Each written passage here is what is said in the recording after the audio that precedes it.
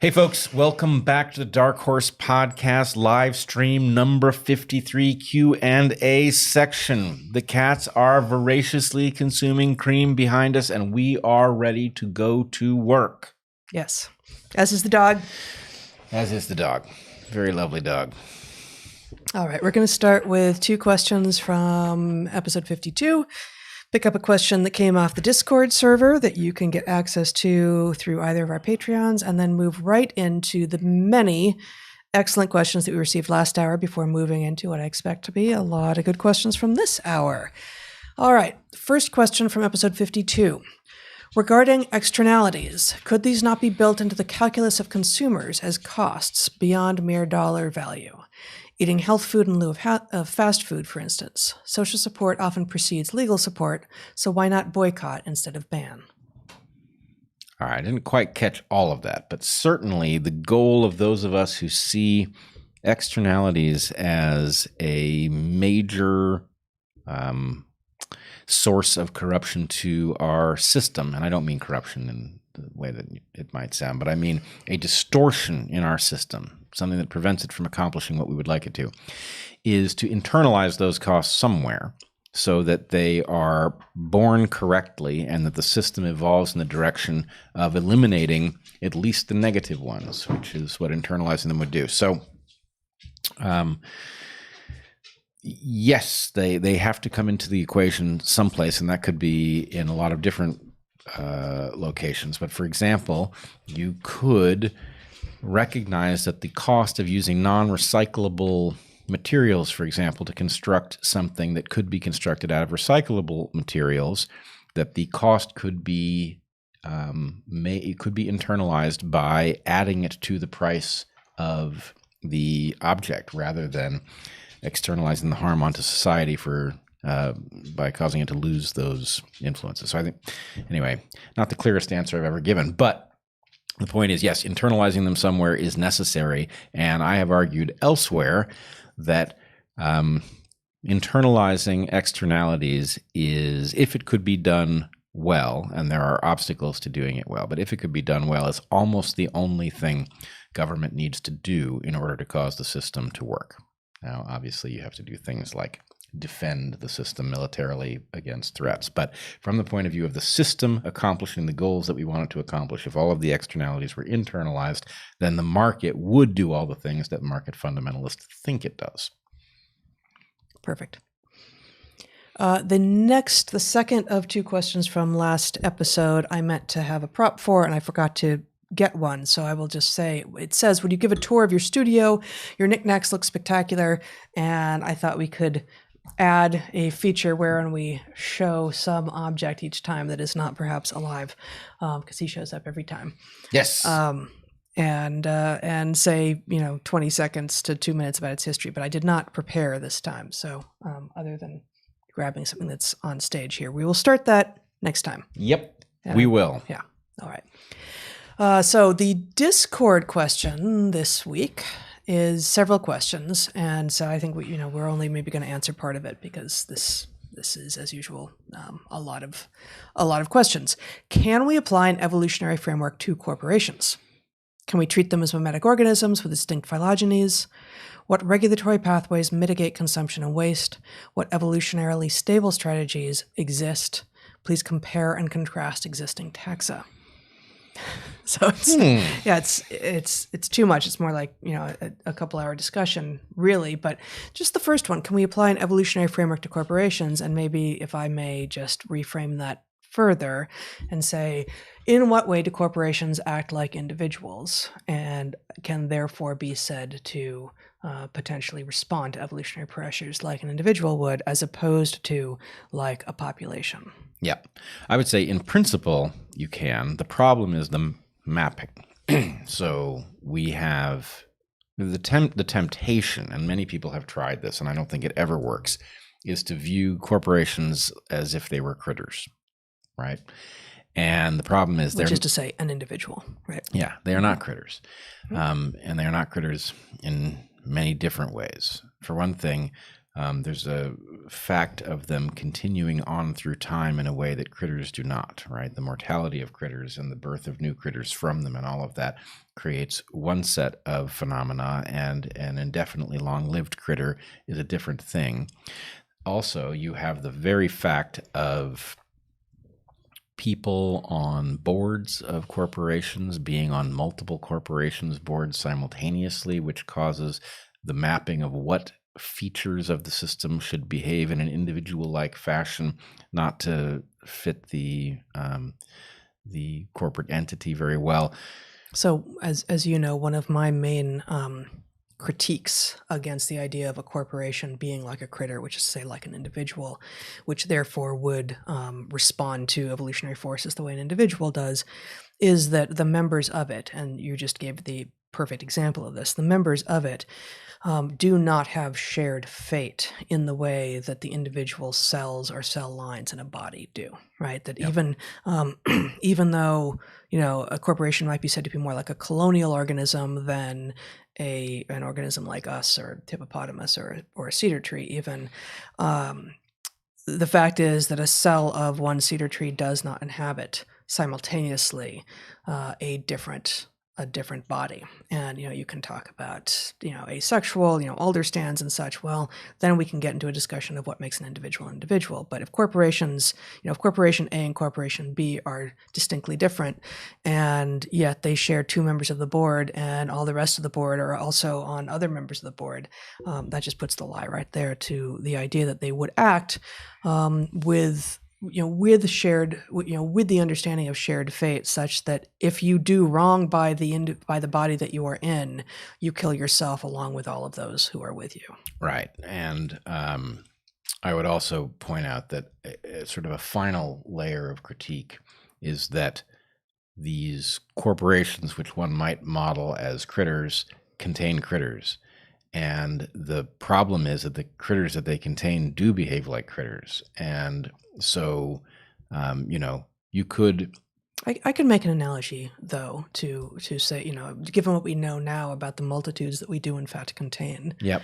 That, a human individual does in fact contain critters that are not made of human. Right. But this is a little bit more like a slime mold, which behaves as a cohesive entity sometimes and as independent entities in other times. And my point is, if you were to arrive on Earth as an alien and not know what was going on, and you mistook the automobiles for critters, you would misunderstand the automobiles, not because there aren't aspects of them that behave in a critter-like fashion, but because they contain critters, and those critters, one critter driving another critter to work and dropping them off is not a reproductive event, right? You see what I'm saying? So, Yes. No, I take that back. It's not inherently a reproductive event. Yeah, that would be a very long car drive if that all happened in the car, but Yeah, and dangerous. But yeah. In any case, we digress. But the point is, like many things, there's a question of how far does the analogy go? And the problem is, in the case of corporations, the analogy to critter goes reasonably well, but a very short distance, and then it falls apart because of all the things that go in some other direction. And there's also a question about how to map things like fitness onto corporations. And anyway, frankly, we haven't done a good enough job mapping fitness onto critters to pull off the analogy to corporations. But anyway, yes, there's something to be done down this road, but doing it well is difficult because the mapping is so hard. Yeah. All right. First question from last hour. Evolution is often distilled as variation, heritability, and differential success. Is there a similarly small set of necessary characteristics for intelligent network behavior, as in ants farming fungi, corporations again, big mammalian brains, etc.? Wow. Yeah.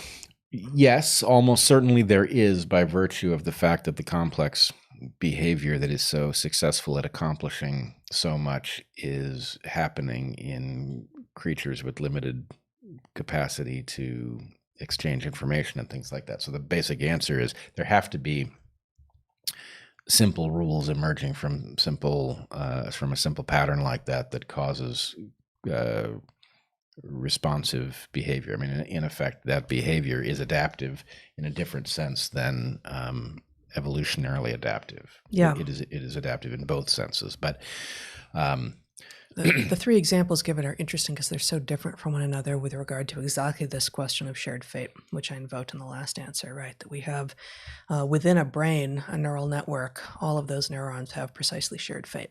One of them sends the brain into decision making that kills the body, and they all die. And the others get very angry at it for that reason. But it doesn't last long. No. Yeah. Ants farming fungi the ants themselves have a much closer level of relatedness than they would if they were not haplodiploid and all basically full sisters, and so 3/4 related to one another.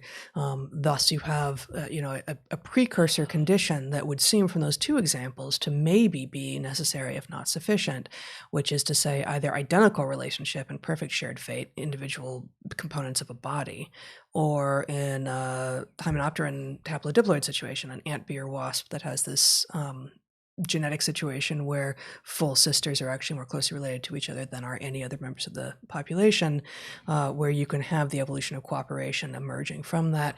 And then corporations in which there is nothing inherently binding those ties, except perhaps the potential for future success. Yeah, although, I mean, I think the question is asked, in the case of leafcutters farming fungus, leafcutter ants, the question is the behavior that results in, I don't want to say optimal foraging because that's a bugaboo here, but rational foraging of a forest. So, for example, you'll have a nest of these animals in some patch of forest, and they will send out some sort of investigatory party that discovers a tree that can be harvested, and then it's intensely harvested, and then at some point it stops paying at a level that would justify continuing to do it, or the colony has some interest in preserving the tree and not denuding it completely, or I'm not sure what exactly, but the point is the ability of an entity that is basically, it's not totally sessile because they can move. In fact, I've seen it once, but and not army ants, but leafcutters. Leafcutters on the move. I saw, Hubie on BCI was studying this colony, and they moved their queen to start in a new place, and so this big fat ant that can't walk is being transported to the new place. Totally wild, but anyway, the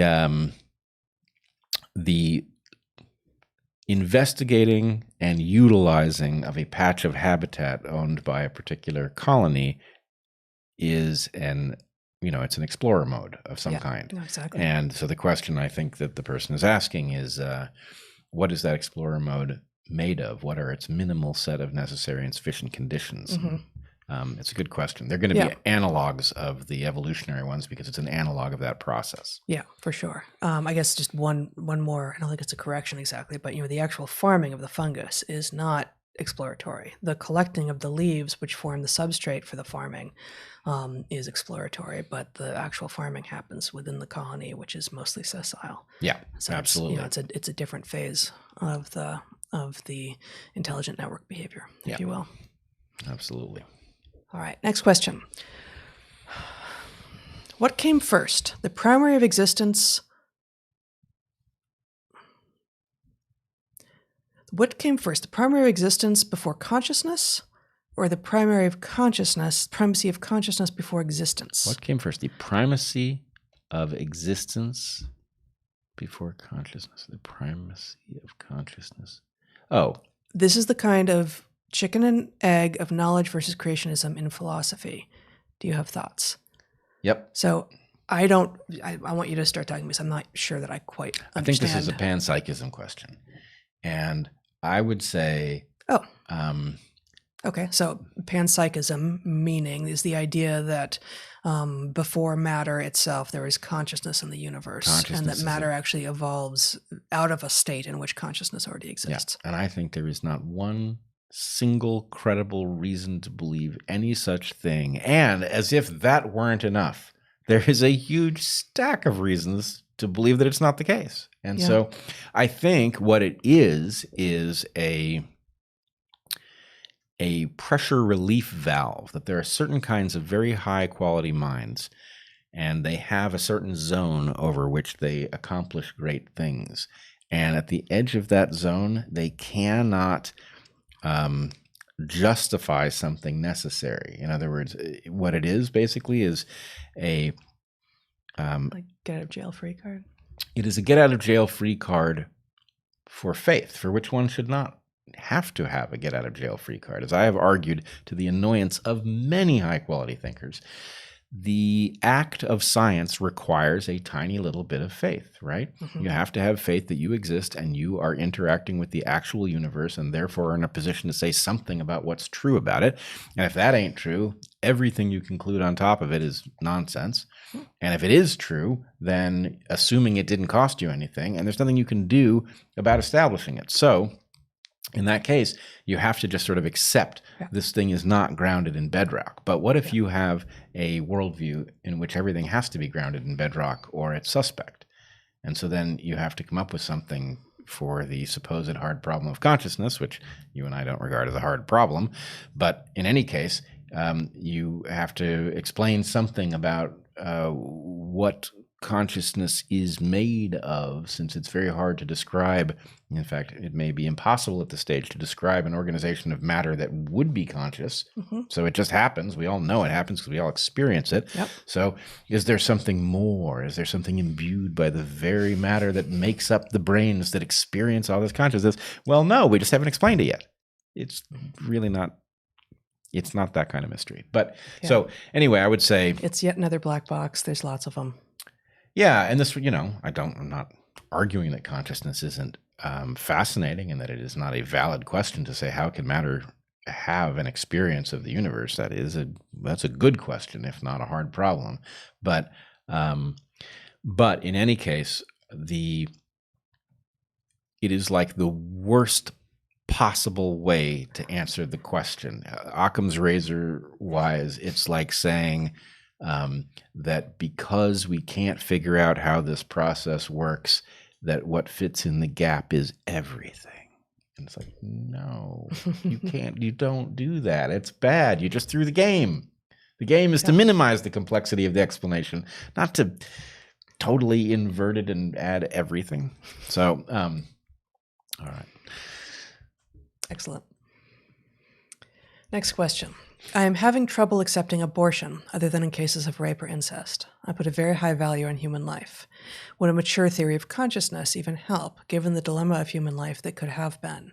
Yes, I have read Heather's excellent essay. Yeah, this is a tough one. Yeah, it is. Well, you want to start off? Well, I'm not sure how a mature theory of consciousness does help necessarily. And maybe it's because I'm not sure. Maybe I'm underestimating what a mature theory of consciousness could mean. But for me, as I think I say in the essay to which the person writing is referring, on abortion explicitly, there are many of us who cherish life and do not view the sanctity of all things that could possibly be understood to be alive as the highest value.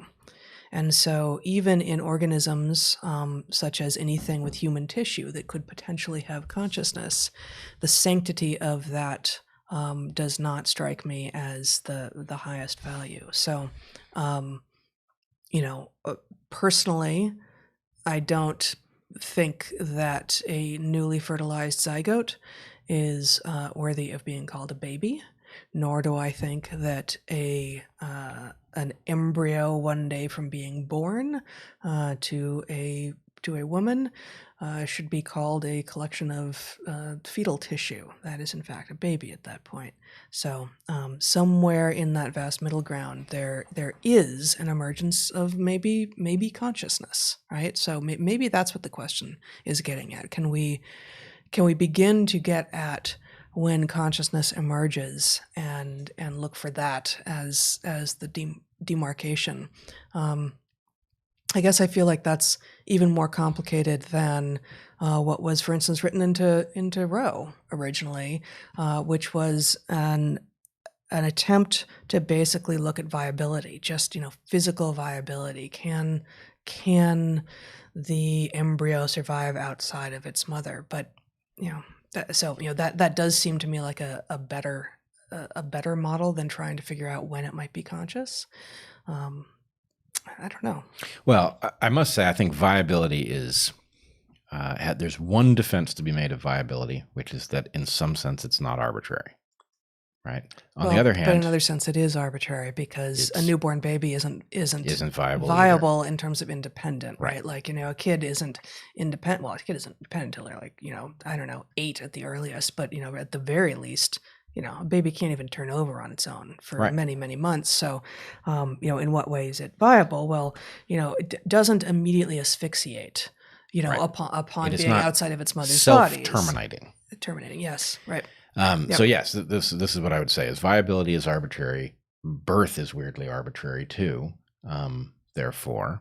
And so let me just say, my position on this has changed maybe more than any other important issue that's divisive. And I think what I now understand is,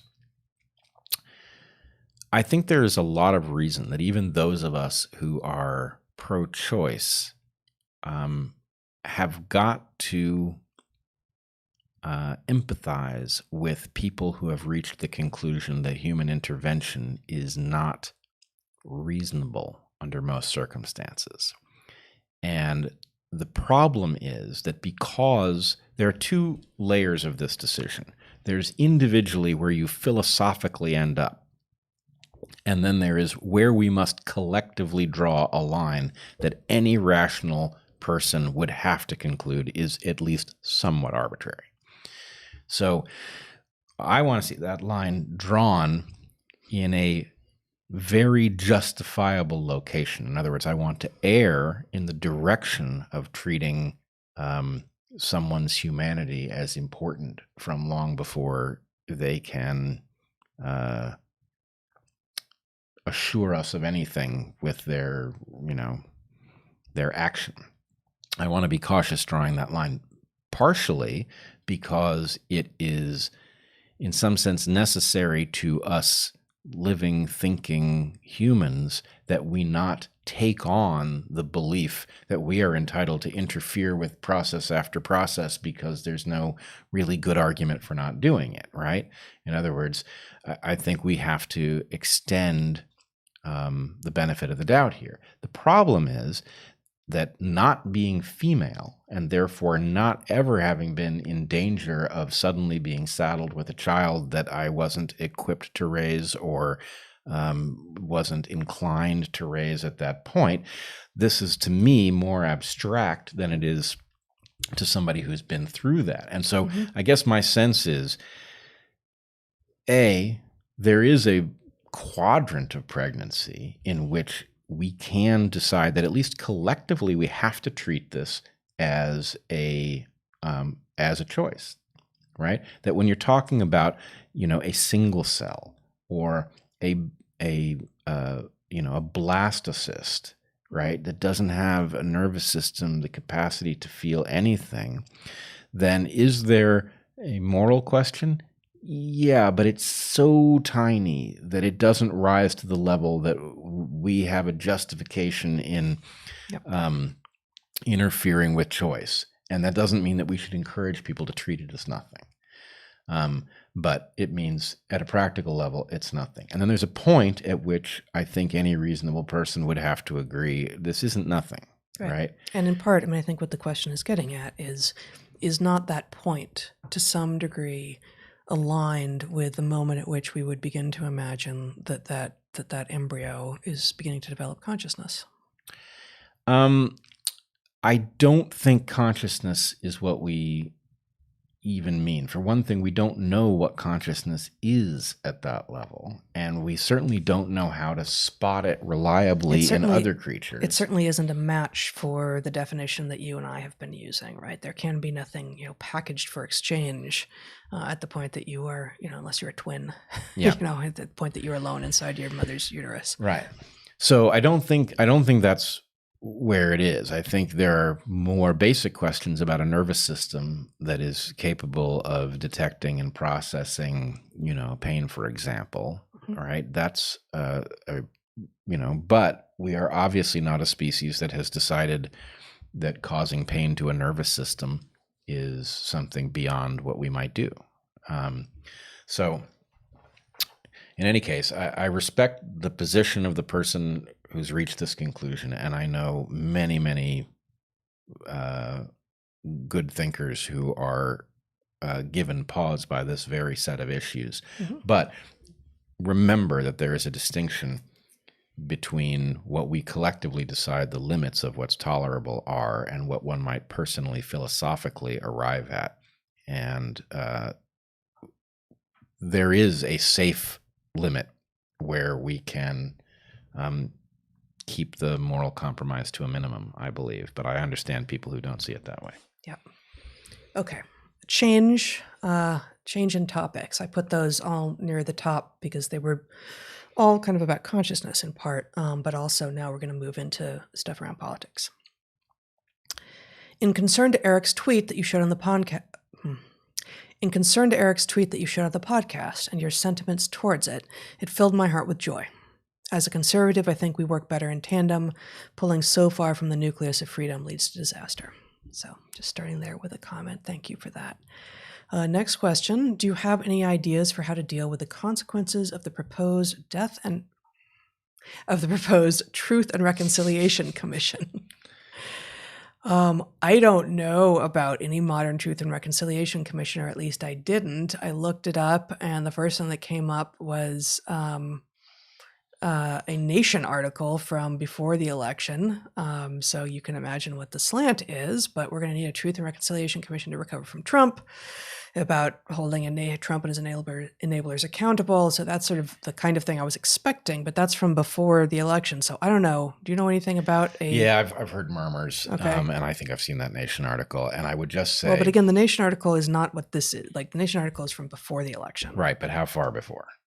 Not very... So I think it is the same idea. Okay. And my point would be, this is like everything else, a bastardization of something important in order to make political gains. So the whole point of Truth and Reconciliation, the whole point is that you have something that you cannot put right. You cannot go back and pay everybody for what they've lost, right? And so what you do is you agree to a compromise, and the compromise involves we do not pursue a complete solution to all that has gone on in the past because it's unthinkable and it wouldn't work. And what we do in exchange is we get it all on the table so we know exactly what happened and there are no secrets. And that's the trade. So it is a negotiation. And I believe it is very viable. And for the right problem, it is the right solution. This is not that problem because it is not like apartheid where, we all agree that it's wrong. You've got half the electorate, right, that thinks that the right thing to do is to put Trump back into office. This is no place for Truth and Reconciliation. This is actually a cover story for an attempt to persecute people for something that you want to declare legally bad. Right. And it's appalling. So what I would say is, okay, you want to take Truth and Reconciliation, an important process like that is necessary for some of the most extreme atrocities that we know, and you want to kill it off by capturing it for your own political agenda? Like, how bad could your judgment possibly be? Yeah. Next question. U.S. election came down to narcissistic personality disorder versus borderline personality disorder and borderline 1, which is really worse to live with. So this is interesting, right? Many people, including us, have suggested that Trump is fundamentally a narcissist and a troll, and he's a political savant and all of this. I've never heard Biden called borderline, but if we take it a little bit more generously and say, well, maybe the DNC, who have actually won, since very few people seem to even be talking about Biden having won. It's like, it's the bigger machine that won. If the Democrats won here, is the DNC borderline effectively? Again, to get back to that question that came from the Discord server, you can't really talk about an organization in terms of diagnoses that apply to individuals. But kind of, a little bit. I don't get borderline off it. Okay. It is a parasitic organism. It is a parasitic organism that has its own objective, and it's willing to sacrifice the body politic in order to get there. And, it has to be removed. It has to be removed surgically. I don't know how, but it's so nakedly self-interested and consistent in what it pursues that I don't understand why we would analogize it to a mental disorder. So maybe that's the similarity, is that, put Biden aside for a moment. Just who even knows how... Put Biden aside, but remember where you put him. Because he won't. We have commented, maybe not on air before, but that Harris seems to be, if anything, even more so than Hillary Rodham Clinton, just nakedly ambitious and perfectly willing to take on whatever costume is she's being handed at the moment, so that she will appeal most to the people whom she is in front of, which makes her nakedly political. And in an era when you can actually put a bunch of these moves side by side, it makes her look like she stands for nothing, which I think she may well stand for nothing. But that flipping of position rapidly and by circumstance might actually look like what a borderline person does. And I think the incentive, the motivation, the ideology is all very, very different. And in fact, in some ways, a borderline human is impossible to interact with, right? There's no predicting it, and you can't plan around it. But it is not actually, it's not coherently out to get you. Whereas this sort of naked political ambition that Harris seems to have and the DNC seems to have, which is about accumulation of power and resources only, and not apparently particularly patriotic, is focused, and it flips positions cynically rather than because it actually holds these things to be true in the moment. Yeah, I agree. But I just think cynicism is such a cleaner diagnosis, and that, yes, it will result in a certain arbitrariness of position. But again, I think just cynicism is so, until we see something that isn't cynical, let's go with cynical. Let's go with cynical. Occam's razor says. Yeah. All right. My concern is that all of Biden's failures over the next 4 years will be scapegoated on Trump and the GOP. The best thing they can do is sit in, vote present, and give Joe everything he wants, so when the U.S. burns, the left can't avoid culpability. Oh, there will always be avoidance of culpability. Yeah. There's no safe place from that. No, it is. And I just don't think any simple rubric's going to do. I think if things are as it seems that they are, we have elected the DNC, and we both know what that looks like and don't know what that looks like because of the new landscape in which this horrible, cynical, anti-patriotic, corrupt entity is going to be wielding power and delighting in tormenting its enemies. Yeah. But it is also true that it's simply politics as usual to blame your predecessor on whatever things you don't do well, and to take full credit for those things that that seem to be doing well under your leadership, but are almost certainly, given the time lags in the effects of policy, due to someone who came before you. So that that's classic, standard, nothing special going on there politics. Yep. I don't know what to say about it. I'm in some sense despondent watching people react to this news as if, we've hit bottom, right? Which that Biden's been elected? Yeah. That is to say, it got as bad as it's going to get, and now, it's going to get better because something reasonable is back. And it's like, no, this is the prior crime family, right? I understand that given the choices, you preferred this, and congratulations. But for God's sake, stop pretending that we've actually solved a problem here, because we didn't. We traded a problem. Yeah. This question came in early last hour, and I think we did address it. But do you think that we should take the opportunity to take a look at the security of our election equipment? A lot of our election equipment is not tested per NIST standards and is supplied by only 3 companies in the U.S. Yeah. So you addressed this.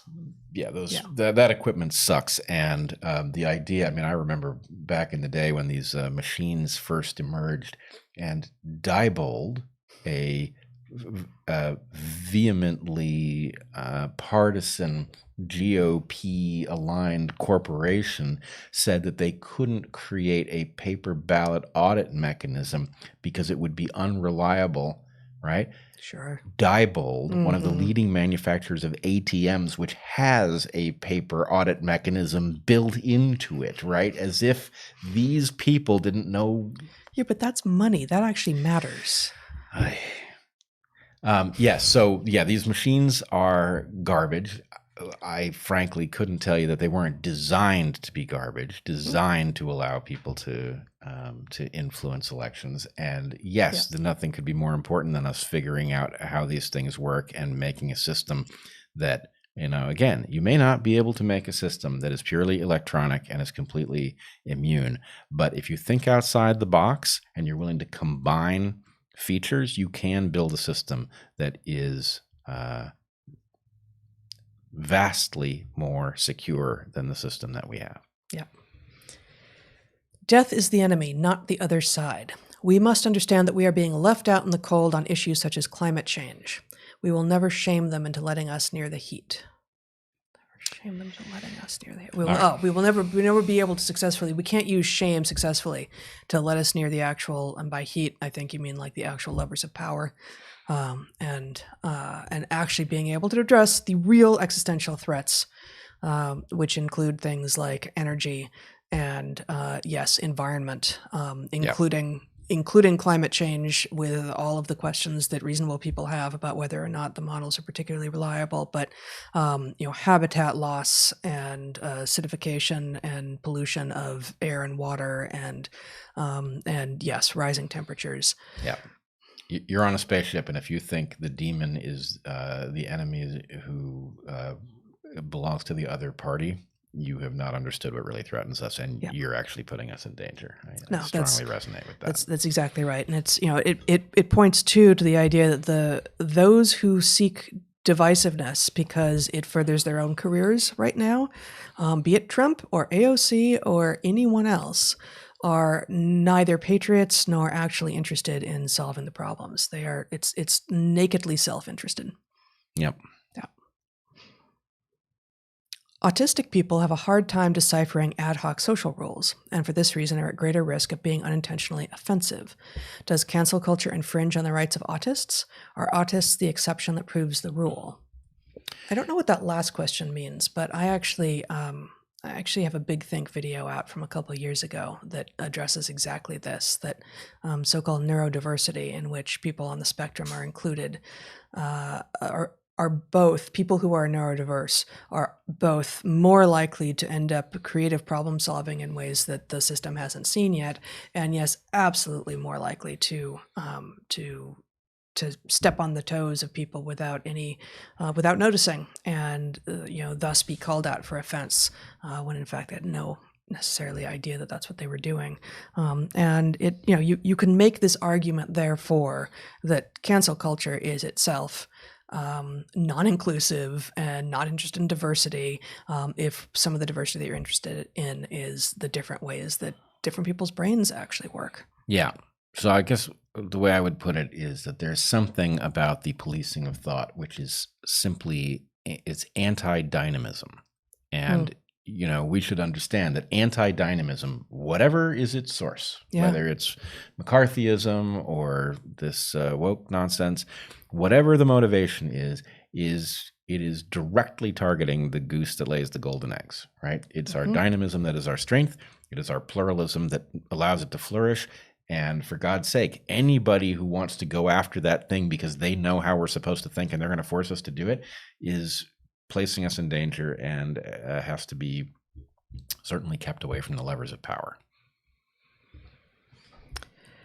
Which video has the most concise and thorough explanation of Bret's Evergreen State College witch hunt experience in IOW? I don't know what IOW stands for. What is the best way to share that story in an easily digestible form? Well, it's got to be Mike Nana. And now Mike got a lot of stuff from Benjamin Boyce, and they are friends and have been since they have been collaborators. But the thing about Mike's documentary... So Benjamin Boyce has a 40 part. Okay, 22 parts. Is it so 22 it's parts? much more thorough, and it covers everything, and it's beautiful. But it's a lot of investment. Yeah. Mike's is concise, and it aligns. But it's still an hour and a half. It's 3 parts of a half an hour each, so it's still not that concise. Right, but it's got such relatable victims. Sorry. So does Benjamin's. It's true, but the point is, compared to the hour and a half, it's anyway. I would say if you're trying to forward something to somebody so that they get a sense for what happened, it's got to be Mike's thing. If you want a deep dive, it's got to be Benjamin's thing. And I mean, also, if you're looking for something written, a lot has been written, but that includes what we wrote actually in the Washington Examiner in November or December of 2017. Yep. That would be the best written account so far. Still not, it doesn't include everything, but it's 4,500 words, which is both not that concise, but also not book length. Yeah. Yeah. Please, why do teenagers spend time with their parents? Did you ask this, Zach? Is this your question? I think I asked Fairfax to ask that one. Yeah, okay. Would it be different to keep the teens out on their own during these complicated years? Are there any examples in nature? Cheers and keep doing what you are doing. Love from Brazil. So this gets at what teenagerness is and what childhood is. And looking for examples from nature, presumably from other species, suggests that anyone else really does the kind of thing that we do with our extremely long childhoods. And there are other species with long childhoods, but we have the longest, I think at all, but certainly when you compare our childhoods to lifespan. Yeah, and we have the longest. And even in other species that do have long childhoods, in which there is a period of time when the children are, sort of reproductively viable in theory, but mostly still, living with their parents at home. There is the fact is that the learning isn't done. The parenting isn't done and the childhood isn't done, and very often in those cases, I'm thinking of elephants in particular, and also the toothed whales like dolphins. They continue. Usually one of the sexes will stay in their natal family, and one of them will disperse as sort of an inbreeding avoidance mechanism. Is being enclosed in a small space with teenagers when you are the adults and you're not living with extended family sometimes trying? Yes, Zach, it is. But no, actually, we have marvelous teenagers, and many people we know do, because if you treat them like an alien life form, they're going to treat you right back like you're an alien life form. But actually, there's a lot of teaching and learning to be done on both sides. Hear, hear. Yeah. Yeah, no, it's basically right. There's an awful lot of programming to be done. That's the nature of the human mind, and the long childhood ain't for nothing. Yeah. Okay, next question. 2 more here, and then we'll move to the next hour. 45 minutes, by the way. Okay, thank you. Is this Sam Harris tweet different from the AOC tweet that you talked about? And if so, have you looked up the definition of sycophants?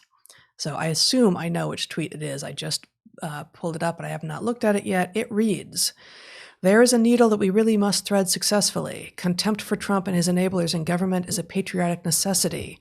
Contempt for 70 million Trump voters is a serious error. Life is complicated.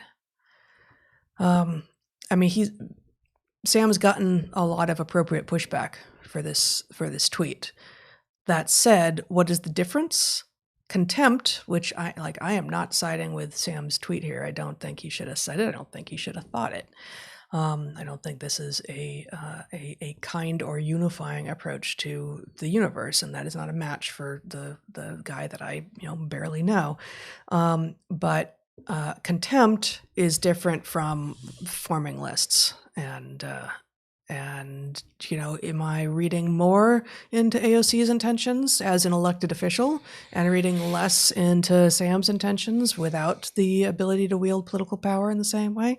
Maybe I'm being too kind to him and not kind enough to her. But it is both, of the same tenor and not the same message exactly. Yeah, I think it is the same instinct manifesting in a more responsible and careful form, which without still being wholly responsible or careful. I don't think it is responsible. I think it's over the edge by quite a bit. Mm-hmm. And at some level, there's a basic agreement that we have to be able to politically differ substantially. And look, there's something about Donald Trump that is driving Sam Harris crazy, and has been from the beginning. Right, it has been Everyone from the knows this, beginning, including and Sam.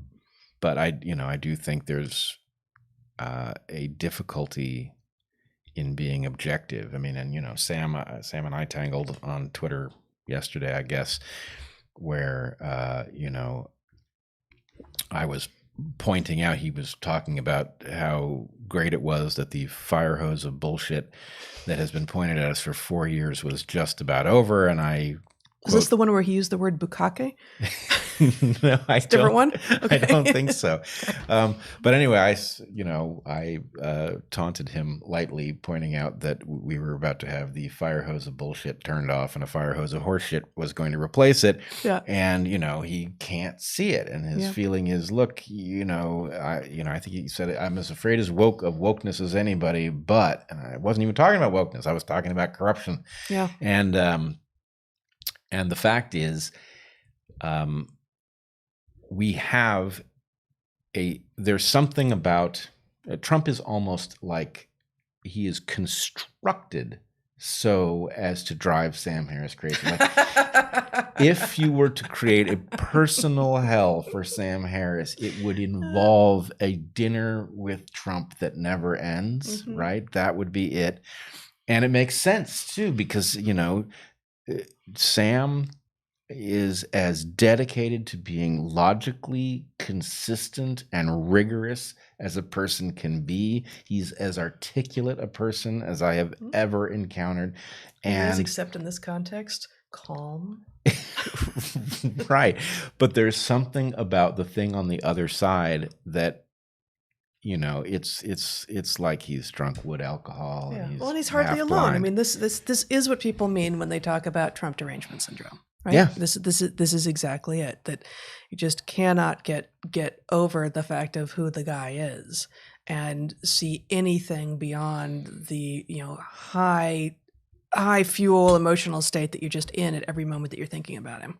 Right, but in this case, so Sam came back at me with, let's get rid of the deranged maniac in the White House, and then we'll deal with the influence peddling. And my feeling is, the influence peddling put the deranged maniac in the White House, mm-hmm. and it put the woke revolution into the street, because what you have is a system that is serving certain interests beautifully at the expense of the rest of us, and by placing the nation in jeopardy. Yep. And these things are all symptoms of that. And so how can we deal with the real problem first and then deal with the influence peddling if the influence peddling is what created the whole madness in the first place? So Anyway, I am hoping that Sam Harris will be restored to us by the ascension of the fire hose of horseshit replacing the fire hose of bullshit. But we'll see. But I mean, even aren't we going to now, for the next 2 months, get combined fire hoses? We're going to have both fire hoses. Yeah, in a manner of speaking, but it's only 2 months. 2 months. Yep. 2.5 months. One more here before we move to next hour. I think AOC's suggestion of calling out Trumpers by name has some merit. All 70 million of them. And likewise, let's compile a complete report of all 73 million identifiable heroic Biden folks. Oh. Yeah. Wow. Yeah. Yeah. This is voter lists, not voter registration lists. Who'd you vote for lists? Listing styles. It's a Starbelly thing. Yeah. That's not it. Where we are looking here now. All right. We got a lot of questions this time. We'll read some of the ones that we don't get today next time. All species have common ancestors. One strategy for males is to fertilize as many females as possible. When and why do males know where to stop? Why don't all males of all species try to fertilize all females of all species? I think some do. Yeah. Yeah, I've met those some guys. do, in fact. I've also, unfortunately, met those guys. But this is Echo. Echo's great. So, I mean, there is a serious, because Yes, it's of Echo, course, there's, of course, a serious question Yes, here. there is. Look, Yeah. the point is, it is competing strategies and the search for a sweet spot between them. Right. So if we just take the simple male case, we have argued males have two reproductive strategies, one being a non-investment reproductive strategy, the other being a high investment reproductive strategy. Heather is pointing out that there are three versions of this, and I wasn't going to get into that, but one of them subsumes two of these strategies. Okay, it's simply non-investing. So if males have a very hard time turning down opportunities to reproduct. That's not a thing.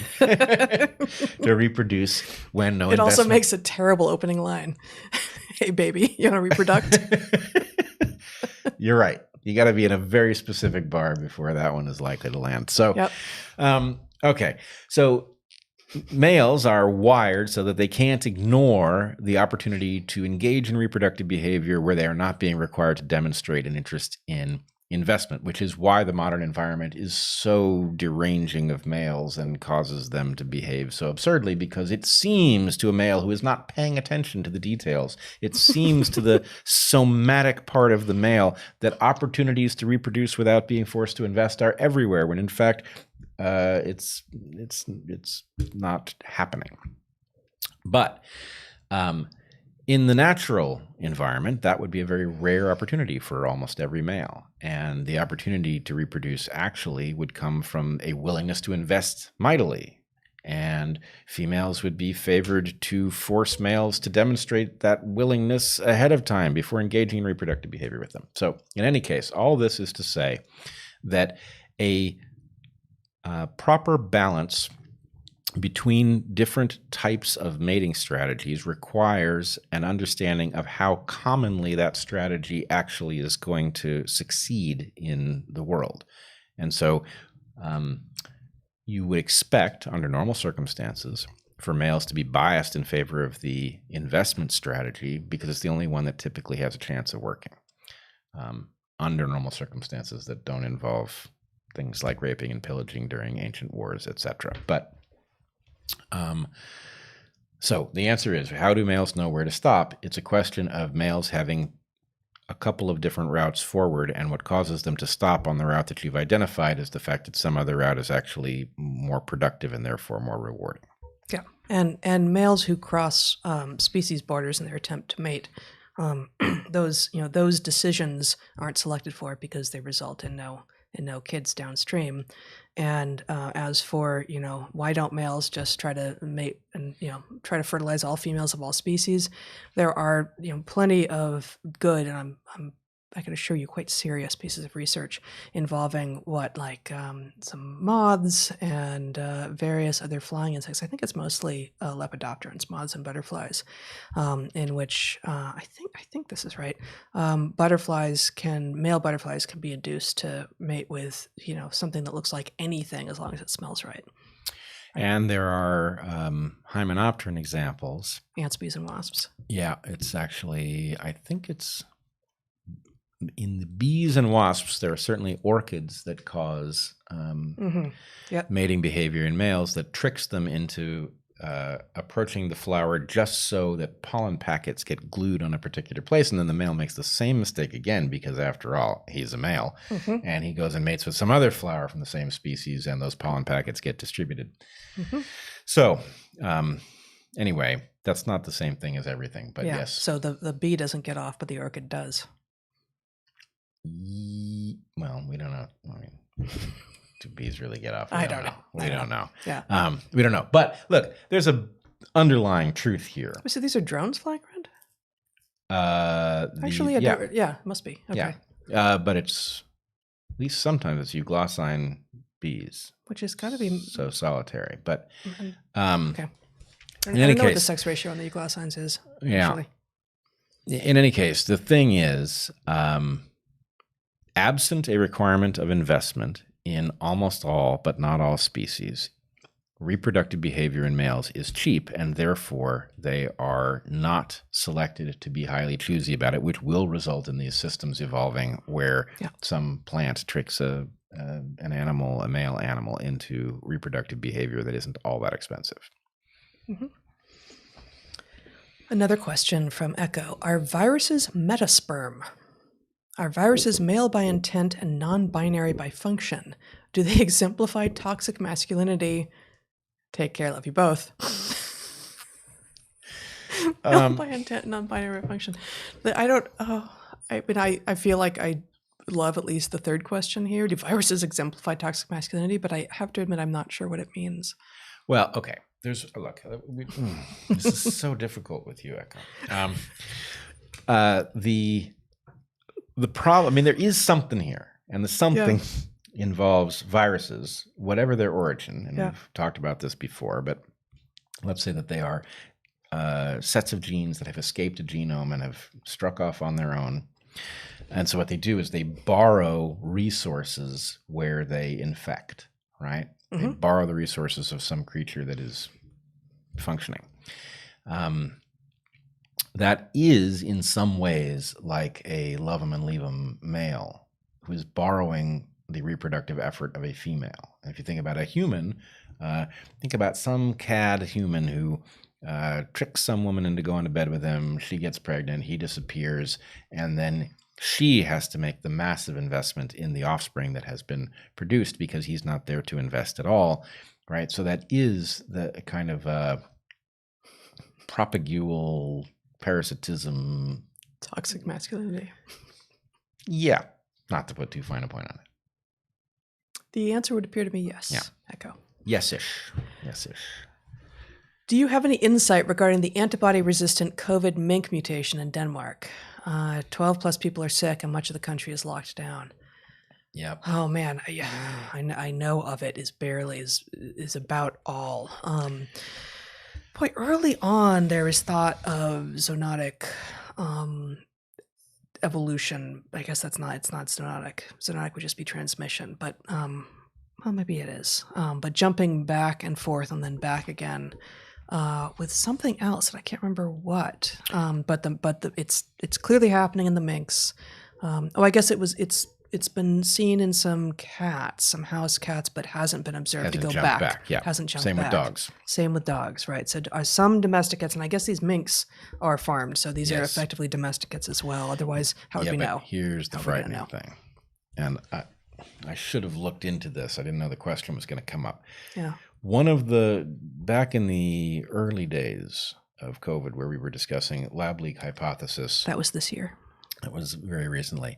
But still, the early days. Back in the day, we used to discuss the lab leak hypothesis and the serial passage experiments that likely took place in the lab in presumably training the virus to be a better model for whatever the study was that was going on. If this was a lab leak, that's the best explanation, is that somebody was building a virus that would be good for studying something like how to create vaccines, maybe vaccines that covered more than one emergent coronavirus. Yep. But anyway, one of the questions was, and I've now forgotten exactly why this question came up, But one of the questions was, could one of these serial passage experiments have been in, and I think it was mustelids. It may or may not have been minks. It may have been ferrets. I don't remember.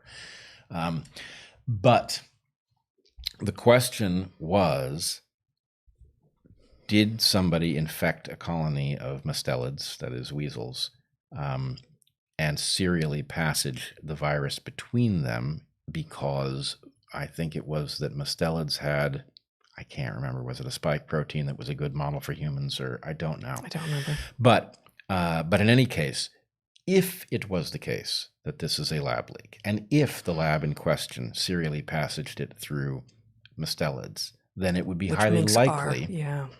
that it would course, infect mustelids that came into contact with people, like a mink farm. Yeah. And it would not be surprising that it would then be able to go the other way, because it may already have gone the other way. Yeah. Right. And so, So anyway. that's two ifs at the beginning of that. But absent that, it's hard to say, because this is actually one part of that is something that we spent a lot of time talking about, and you spent even more time than I did early on when we were talking a lot about COVID. The idea that this was an unintentional lab leak from research into the virus seems really very, very likely to both of us. So that's a not very big if in our heads. And then the bigger if, just in part for me, because I don't remember the evidence for or against, is, were they doing serial passage experiments? Almost certainly yes, if it was lab, but were they doing serial passage experiments with mink or with mustelids? And if mustelids, then expecting this to be able to be bobbing back and forth between minks and humans is not unexpected. Right. That's the thing. If this was a lab leak, which seems highly likely, then the only really iffy question in here is, did the serial, almost certainly serial passage experiments would have been part of this. In fact, they would almost have to be in order for the evidence that this is a lab leak to be accurate. Yeah. Right. But the only weak link in the chain is, were mustelids involved? And again, this is, people say, well, why do you need to know? We've got the virus now, let's fight it. No, this is why you need to know. Exactly. Right? This is exactly why you need to know, is that the tissue level promiscuity of the virus and the ability to jump between species are things that would surely have been altered by such experiments. So we need to know what they were. There's just it's actually the rare thing about the epidemiology of this virus that would have that would hinge in no way on what the origin of the virus was. And that's not to say that we can point to exactly what the effects would be or why. But the idea that it doesn't matter now, let's just fight the thing. It's like, we need to know what thing it is that we're fighting. Yeah. Actually. We have to, 100%. Yeah. In other news, Michigan and Wisconsin announced immediate hearings and committees into voter fraud this morning, just hours before the corporate media announced Biden's victory in unison. Color revolution? Benford's law? Am I a conspiracy theorist now? So I had not heard that. I did not know that Michigan and Wisconsin announced immediate hearings and committees into voter fraud. The Benford's law reference is, someone else brought this up, is this idea that you can see created number patterns as opposed to ones that just happened, because nature tends to produce numbers that have leading, or in some cases second digits that are more likely to be, I think it's the lower digits rather than the higher digits.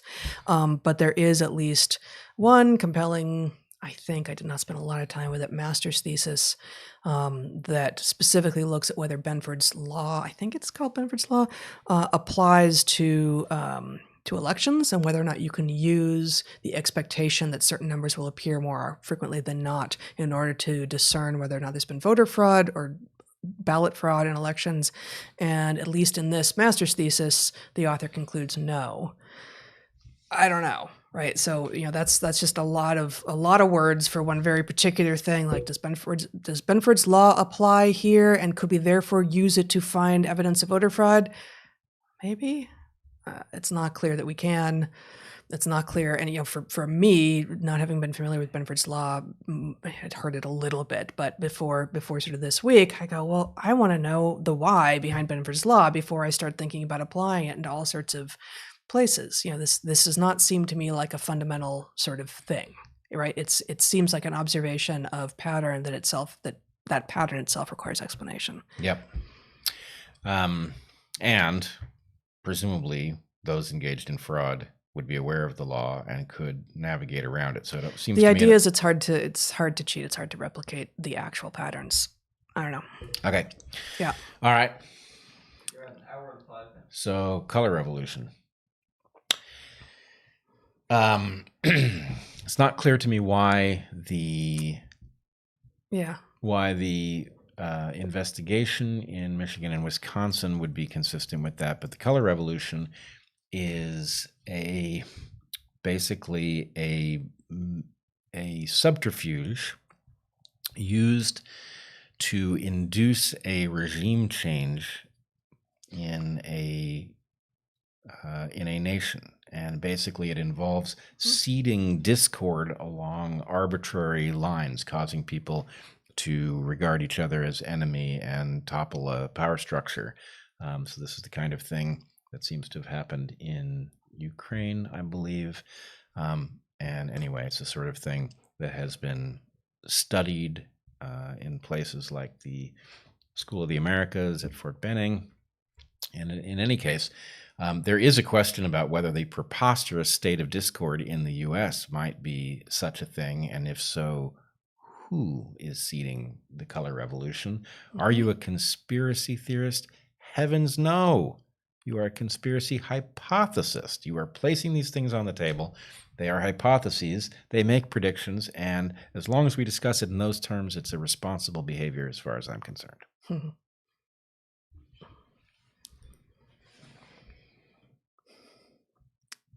Hello from Cincinnati. So are you guys going to turn your focus back to COVID soon? No one wears masks here. So, really? So confirmation bias is through the roof. Once seasonal protection is lost, we will be in exponential trouble here. Yeah. We should talk about COVID. I do think that people being driven in, we were all collectively lulled into a false sense of security by the fact of COVID being sort of a low-level phenomenon over the summer. And it's now skyrocketing all over the place, including here in Oregon.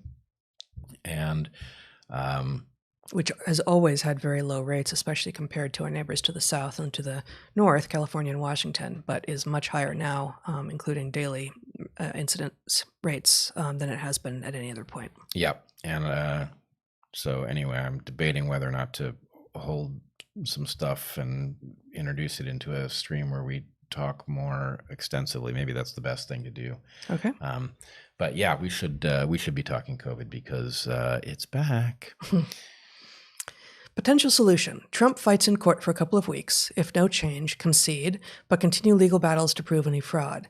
If he wins, Biden is still the president, but corruption will be exposed if press reports.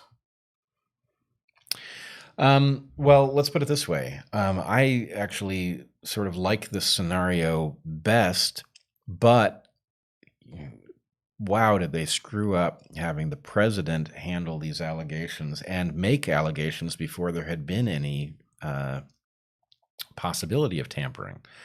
Or I don't want to say any possibility of tampering, who knows, but speculating that the election was going to be stolen was an irresponsible thing to do. And to the extent that the question needed to be opened, somebody else should have done it. And to the extent that the question needed to be revisited as the vote count was going on, somebody else should have done it. And by Trump doing it, he's complicated the matter spectacularly. And basically, I do think he has some responsibility to stand down that dangerous dynamic. But anyway, what you suggest, I wish that thinking had been in the Trump administration from the beginning and that we hadn't gotten into such a dangerous position. Internet troll / racist gets people to chant USA after giving a Nazi-esque speech at a Trump rally. Not sure if this is trolling, sincere, or both. Do you have thoughts? See the speech at SH Pankus on Twitter. I don't know anything about it. don't know anything about it. I would say the Sacha Baron Cohen stunt in Olympia makes me think one wants to look very carefully at this video to make sure that what is being suggested occurred actually did occur. Yeah. So I was very unconvinced by the Sacha Baron Cohen stunt in Olympia because although a few people engaged in Call and response. Yeah. nonsense, a lot of people were booing him. And I guess the point is he went to a rally. Or even if not booing, just sort of standing there. Yeah. Like, what are you doing? Right. Right. And Yeah. so my sense is when somebody passes your test, you have an obligation to report that rather than That's right. focus on those people who didn't. Yes. Um, Yes, you do. Yeah. We find morphological symmetry attractive in a mate, but hairstyles considered attractive are often highly asymmetrical. Thank you. Men part their hair to one side, etc. Hats are often worn at a jaunty angle or have fruit on one side. I haven't seen a fruit hat in a long time. What's going on here? You know, I have wondered about this. Yeah. Because we, this concept of fluctuating asymmetries in morphology across taxa, across those taxa that are bilaterally symmetrical, which includes all vertebrates, is pretty well studied and well understood. Well, I don't know about well understood, but pretty well studied and is a real phenomenon. And yet, absolutely, hairstyles are the people who are considered most attractive almost always have asymmetry in their hairstyles if there's asymmetry to be had. Yep. And, we can take this a step further too. A mole off center, right, is, a beauty mark. Yeah. Whereas one dead center is not, that's not going to be. It's terrible. It's not going to be a classic beauty at any rate. Right. Yeah. And, in all of our experience, if you get a zit on center, it's way worse than having a zit somewhere. Right. But anyway, so I think there are a couple things to say. One, it may be that the asymmetrical stuff actually highlights the symmetry. Right. In other words, I dare you to try to get your hair symmetrical. You may have an easier time than I do, but you won't have an easy time, right? It's very difficult to get it exactly symmetrical, which means that to the extent that it's slightly asymmetrical and we are symmetry detectors, it will set stuff off. And actually it fits maybe with the discussion we were having about the sensitivity of detectors as a phenomenon becomes rare, right? Yeah, yeah. So don't even try. Yeah. If you know you're not going to get close, just go way off. Well, I mean, you can imagine if you had some very symmetrical object against a very symmetrical background, you can almost imagine your brain overheating looking at it. Yeah. Whereas if you had it against a nicely modeled, no pattern kind of phenomenon, it would sit there and the symmetry would be all the more evident. And you would find the places where it wasn't symmetrical if you've just got symmetry all the way down. Yeah. Now, I had a weird one, which was maybe it was the Unheard podcast, which is quite good. If you haven't seen my appearance on the Unheard podcast, you might check it out. It was a great discussion. Or maybe it was Dr. Phil. I can't remember. Yes, Bret was on Dr. Phil this week, guys. That actually happened. A very weird phenomenon. But anyway. My oldest, dearest friend texted me and said, I had the strangest dream. You're never going to grasp what is going on in this country with the election. And also, Bret was on Dr. Phil. Yes, they sprung on me last minute. They invited me on, and I was not sure what to think. I agreed to go on. And then at the last minute, they alerted me to what the format was, who I was going to be on with. None of this had been mentioned. Yeah, which is to say, for those of you who haven't seen it, I have not seen it yet, you were going to be debating a woke mother of three who's raising her kids woke, was the description, and an Antifa supporter or just BLM supporter. Yeah. Antifa supporter. Yeah. And Piers Morgan was on. So anyway, it was and Dr. Phil. And Dr. Phil. And Bret Weinstein. And me. Yes.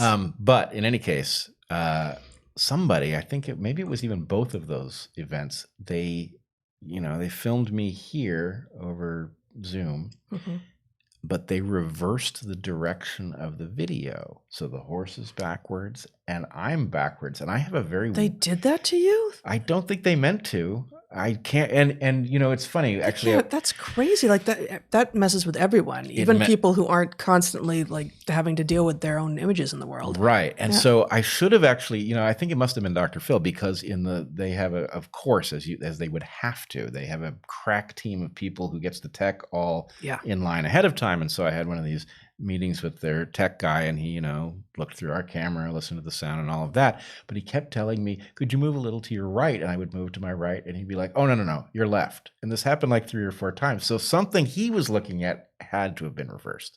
Oh, man. But anyway, so my point was seeing myself reversed was difficult. Mm-hmm. I mean, and yet what you are seeing is what we all see. So are you seeing here? Are we seeing here what we see in the mirror? No, we are not. Yeah, we are not. It is reversed from the mirror. So you were seeing your mirror, your actual mirror image, right, on Dr. Phil. On Dr. Phil, yeah. Sure. Anyway, yeah. So, in short, we don't have a good answer to this. No. I don't even remember the question.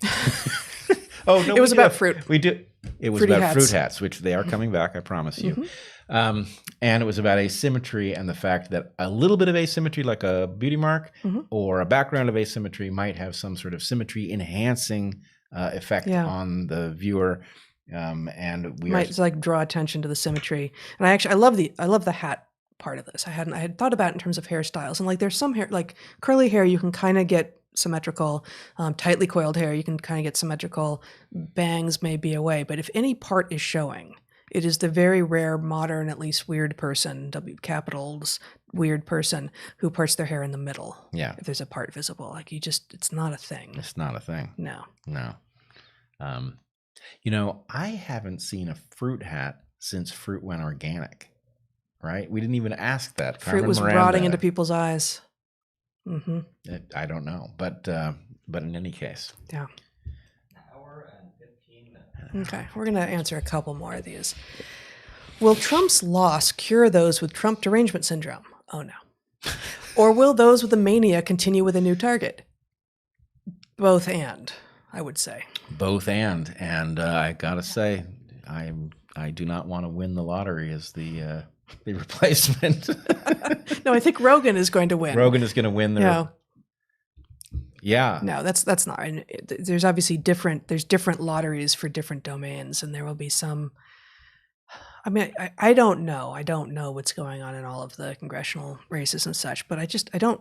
Trump is a one-off figure, which is part of why he's so hated and so beloved by totally different parts of the country. I don't think there's another Trump figure.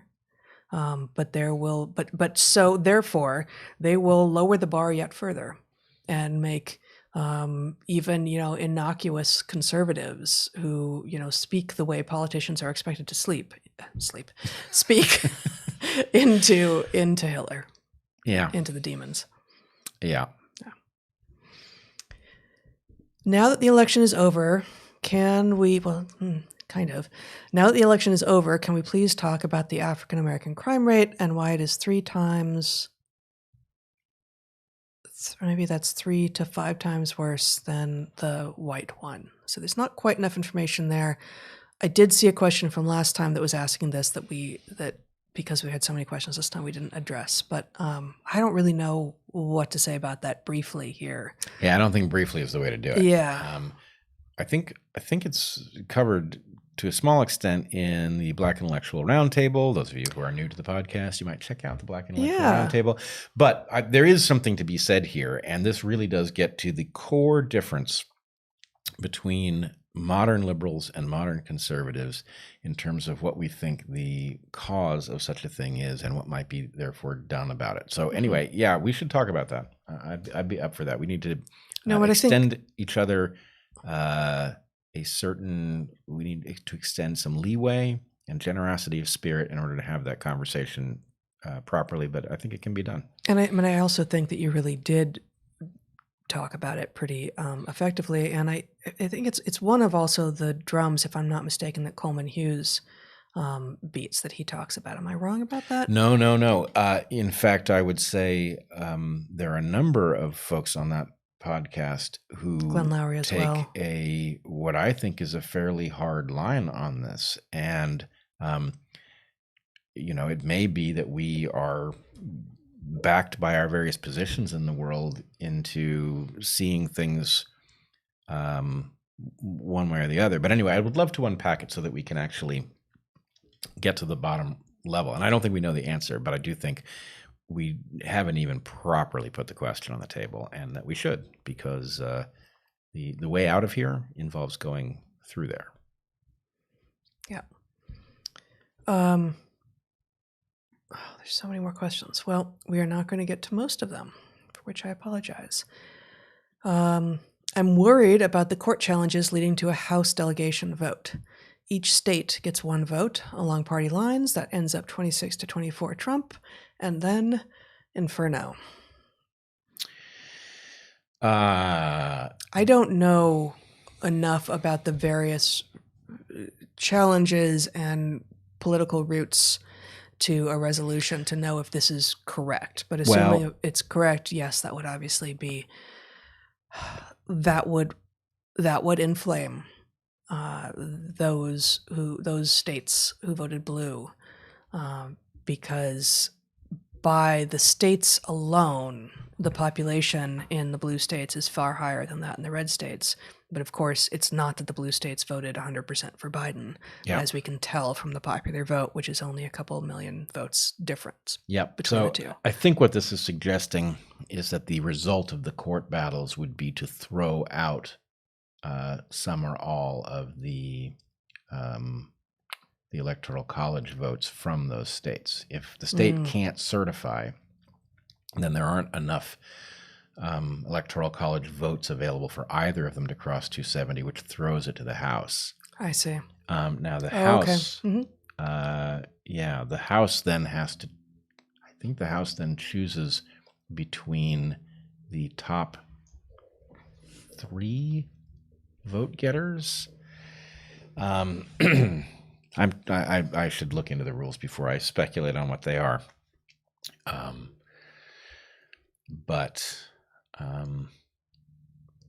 There's no question there's a disaster to be had there, which is why the Unity movement was so interested in creating a solution to this problem that our disaster might cause us to embrace. All right. I'm looking for just like a great question to end on here. So I will read the next one in line and have you start answering it while I look for one to end on that wraps us up neatly or nicely. You have said that a small amount of genetic transfer between groups stops genetic divergence.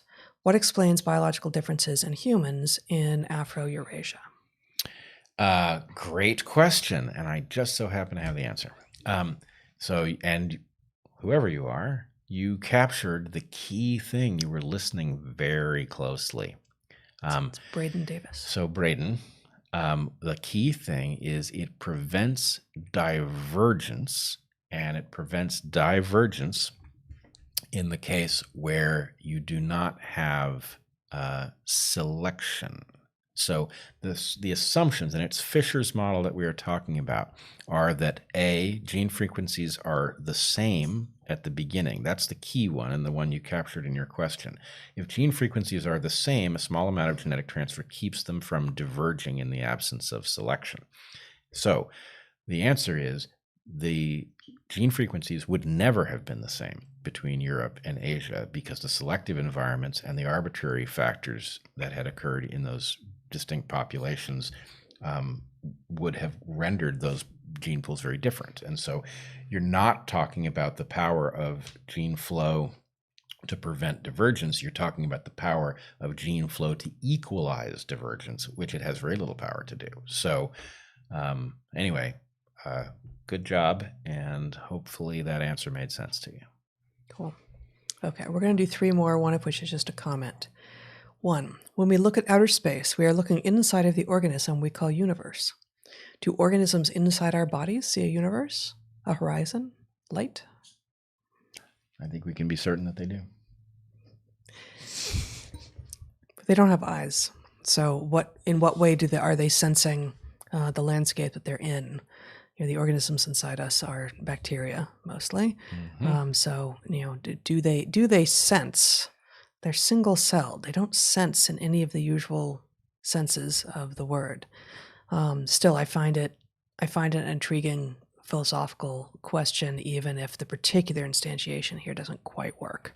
Yep. Yeah, I think unfortunately, creatures a lot more complex than bacteria. We have no reason to think that they are more than very sophisticated little robots, things like insects and things. And so, you have to get to a fairly complex creature that has a reason to have a subjective experience before the question makes any sense. And most creatures do not have a reason to have a subjective experience at all. It just wouldn't serve them, which is part of why the panpsychism question is so galling, is that it sort of takes our experience of the universe, which is very conscious, and imagines that must be all over the place, rather than it being a really weird exception in a place where it has a strange utility, but it's kind of a mixed bag too. Okay, here's just a comment. Speaking of corporations as critters, I wrote a fantasy series to that effect with humans and companies engaging in mortal combat. For those looking for new, original, anti-woke literature, I invite you to check out Thelema, Mystic Will on Amazon. All right. Thelema, Mystic Will. For some reason, that evokes to me the movie Brazil. You remember the character Sam doing battle with some sort of, it's hard to even say. Yeah. Okay, final question. Not an easy one, but interesting. Is there an ethical difference between slaughtering a pig and a dog for food? I have raised this very question with people who have decried the slaughtering of dogs in certain cuisine traditions. Now, I think in some sense there is bound to be a difference, but it is a hard one to draw because a lot of it involves understanding what goes on in the minds of dogs and pigs. So we have a deal. This is where I already have an answer cemented, which so far sounds almost completely opposite of yours. Opposite of mine. Until you got to the "we have a deal" part, where I think we're gonna converge. We have a deal with dogs, and we have a very different deal with pigs. Exactly. I think we are breaking our deal with pigs badly. I mean, some of the worst factory farming is pig farming. The way it's done, it's completely inhumane, and there's no defense for it. But that said, there is a way to raise pigs that doesn't violate our deal with them. And raising dogs for food takes the pig deal and inflicts it on the dog, which I think is a serious betrayal. And I'm troubled by it. It's actually, I didn't know you had raised this, and I've never seen these two things put next to each other as in counterpoint: slaughtering a pig for food, slaughtering a dog for food. And it's really an effective way to do it because we know that both pigs and dogs are wildly intelligent and that they can have relationships with people. But it's exactly what you said, that we have this deal with dogs that is in almost every culture on the planet, and was formulated as a friendship, an ongoing, reciprocal, loving relationship that does not end in one of you eating the other. Yeah. And that is not the relationship, with a few pot-bellied pig owners aside, that is not the relationship that anyone who's been thinking about the domestication of animals thinks is the original deal between humans and pigs. And that's not to say that pigs aren't capable of understanding their, horrible fate. They may well be, especially if they're in a factory farm situation. But the deal that we created with them is not itself being broken when we engage in some kind of humane slaughter with them. And that sounds like justification for murder, and that's not what we're saying. It's that we evolved a different deal with these two species. Yeah. I also, weirdly, this dovetails with the abortion question from earlier to me, which is, I was just out with Maddie doing some work a couple days ago. And it did occur to me I actually literally believe, I don't think it has any implication, but I literally believe we kind of don't deserve the high quality partner that we got in dogs. That, at least our dog is so interested in doing what needs to be done and being a team player, and and she's so earnest in this regard. And this is a common experience with dogs rather than a rarity. But in any case, I think when you have selected for and produced a creature that has no power over its existence and is fully on board, and actually not just fully on board like some machine that does your bidding, but it's an emotional creature that actually commiserates with you and cares about you and really cares what you think and all that. When you've created that thing, you just have an obligation to err in the direction of being decent to it. And so anyway, I think the deal is really built of something, and we would be wise not to take for granted the amazingly improbable thing that we've got in dogs. Yeah, because they're awesome. They are. I hope the cats didn't hear me say that. I will defend you to the cats if it needs to come to that. You think physically it might come to that? No, but I think they might need a little talking down. All right. I don't even think they know their names. I know you don't. They do. They do. They're just not talking about it. They're just not talking to you. Yes. All right. I think we'll stop there. We will be back certainly a week from now, if not sooner than that. Yeah, Right? and I would just say congratulations to everybody for reaching the end of this podcast / election cycle. It's a major accomplishment, and we're not really right there yet, but we're closing in on it. And well, what could possibly go wrong? Well, I think that we will be back in front of this camera and you guys again before there is complete resolution on the presidential election. We will be unresolved with you then when that happens. All right. So we encourage you to go to our Patreons. You can get access to Discord, get access to DarkHorse membership with a private Q&A once a month. Bret did his one of his 2-hour monthly conversations for his patrons this morning. We had to cut it off to do this very podcast. We were just cooking along. We were having a great conversation. More than 2 hours. Yep, all right. It was really awesome. And so I had something else to say, but I don't remember what it was. Oh no, this is embarrassing. It's terrible. Well, if I remember it, I'll let you know somehow. Yeah. In the meantime, be well, everyone.